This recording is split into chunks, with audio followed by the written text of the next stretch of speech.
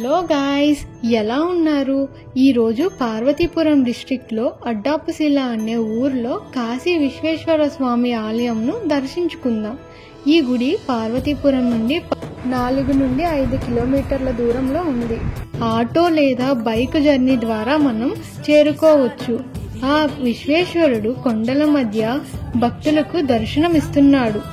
కాశీ నుండి తెచ్చిన గంగాజలంతో అభిషేకం చేయటం వలన కాశీ విశ్వేశ్వరుడు అనే పేరుగాంచారు ఇక్కడున్న స్వామివారు. పూర్వం 1550లో గర్భీదాస్ బావాజీ అనే ఆజన్మ బ్రహ్మచారి ఒడిశా రాష్ట్రం నుండి తన శిష్యులతో పాటు ఈ ప్రాంతంలో ప్రయాణం చేస్తున్నప్పుడు రాత్రి బస చేయవలసి వచ్చింది. ఆ రాత్రి పరమేశ్వరుడు బాబాజీ గారికి కలలో కనిపించి స్వయాన లింగ రూపంలో ఉన్నానని, కాశీకి వెళ్లే స్వరంగ మార్గం కూడా ఉందని, నిత్యం కాశీ నుండి తీసుకొచ్చిన గంగాజలంతో పూజలు చేయమని చెప్పినారు. ఆ విధంగా కొన్ని రోజులు పూజలు నిర్వహిస్తుండగా హఠాత్తుగా కొండపై నుండి ఒక బండరాయి దొర్లుకుంటూ వస్తున్నప్పుడు లింగంపై పడుతుందేమో అని బాబాజీ గారు లింగంపై వంగి బండరాయిని అడ్డుకున్నారు. అందువల్లే వారి వీపు పైన ఉన్న జంజం ఆనవాళ్లు ఇప్పటికీ కనిపిస్తుంది. ఆ పడిపోయి ఉన్న బండరాయిని అడ్డుగా ఉండటం వలన అడ్డశిల అనే పేరుతో ప్రసిద్ధి చెందింది. కాలక్రమేణా అడ్డాపుశిల అని పేరుగా మారింది. ముందుగా వినాయకుని దర్శనంతో మొదలుపెట్టి ఆ వినాయకుని ఆలయంకి కుడివైపు ఉన్న మెట్లు మార్గాన నడక ప్రయాణం మొదలు పెట్టాలి. ఈ ప్రాంతం కార్తీక సోమవారాలు, శివరాత్రికి మరింత వైభవంగా భక్తులతో కలకలలాడుతుంది. ఒక్క దర్శనం కోసం కనీసం 2 గంటల నుండి 3 గంటల సమయం వరకు పట్టవచ్చు. మిగతా సమయాలలో నిత్య పూజలను నిర్వహిస్తారు. సోమవారం మరియు శనివారం మాత్రం భక్తులకి ఏ ఆటంకం లేకుండా కొబ్బరికాయలు, వివిధ రకమైన పూజ సామాన్లు కూడా దొరుకుతుంది. భక్తులకి త్రాగటానికి నీరు సరఫరా కూడా చేయబడును. ఇక కార్తీక మాసం వస్తే పెద్ద పెద్ద జాతర వంటివి నిర్వహిస్తారు. అలాగే చుట్టుప్రక్క గ్రామాల నుండి భక్తులు తమ కుటుంబాలతో ఈ స్వామివారిని దర్శించుకొని పిక్నిక్లు మరియు వనభోజనం వంటి కార్యక్రమాలను ఎన్నో నిర్వహిస్తారు.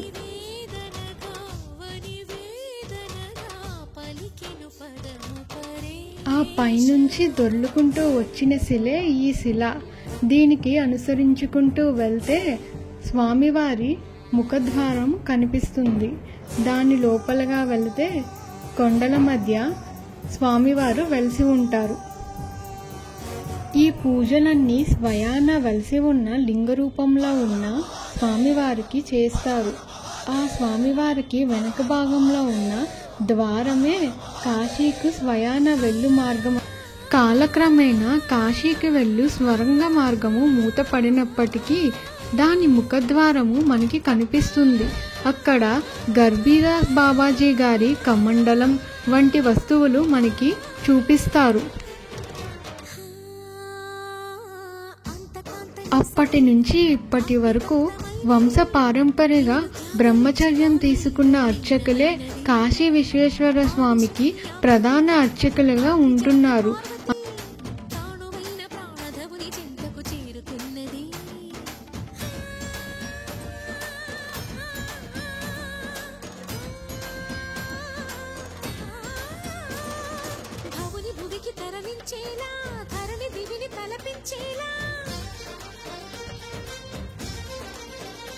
ఈ కాశీ విశ్వేశ్వర స్వామి ఆలయంతో పాటు శ్రీ రమా సత్యనారాయణ స్వామివారి, శ్రీ సీతారామస్వామి, శ్రీ ఆంజనేయ స్వామివారి, శ్రీ జగన్నాథ స్వామివారి, శ్రీ వరాహ లక్ష్మీ నరసింహస్వామి మరొక 6 ఆలయములు నెలస ఉండేవి.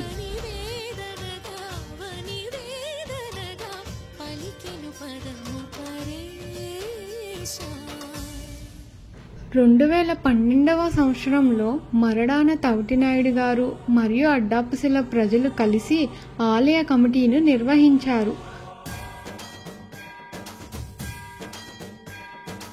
ఉన్న ఆలయాలను గ్రనైట్ రాయితో మార్పిడి చేసి మరొక 6 ఆలయాలను నిర్మించారు. అవి శ్రీ గణపతి వారిది, శ్రీ సుబ్రహ్మణ్య స్వామి వారిది, శ్రీ విశాలాక్షి దేవిది, శ్రీ అన్నపూర్ణాదేవిది, శ్రీ గజలక్ష్మీదేవి, శ్రీ కాలభైరవ స్వామి ఆలయము మొదలుగా 6 ఆలయములను నిర్మించినారు.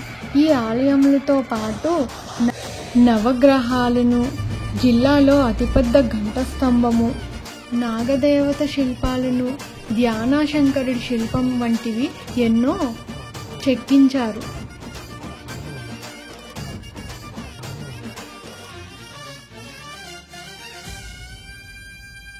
వ్యోమకేశనిను హిమగిరి వరసుత ప్రేమ పాశమున పిలువంగా యోగి వేషని మనసున కలకద రాగలేశమైన హే మహేశని భయద పదాహతి దైత్య శోషణము జరుపంగా భోగి భూష భువనాళిని నిలుపవ. ఇక దర్శనం పూర్తయిన తర్వాత ఆలయం నుండి బయటకు వస్తే ప్రపంచంలో అతిపెద్ద నంది విగ్రహం మనకు కనిపిస్తుంది. ఇది ఏకశిలా విగ్రహం అంటారు. ఎందుకంటే ఒకే ఒక్క శిలను ఇలా సుమారుగా ఈ విగ్రహం చేయటానికి 2 సంవత్సరాలకు పైగా పట్టింది. ఇది పొడవు 47 అడుగులు ఉంటుంది. అలాగే వెడల్పు 27 అడుగులు మరియు చుట్టుకొలత 42 అడుగులతో కలిసి ఉంటుంది. దీని ప్రత్యేకత ఏమిటంటే ఈ బండరాయి నంది ఆకారంలో ఉండడం వల్ల శిల్పుల చేత నంది ఆకారంలో చెక్కించారు.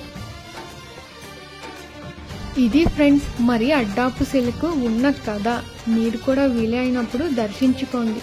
మీకు నా వీడియో కనుక నచ్చి ఉంటే లైక్, షేర్, సబ్స్క్రైబ్ చేయండి. Thank you for watching.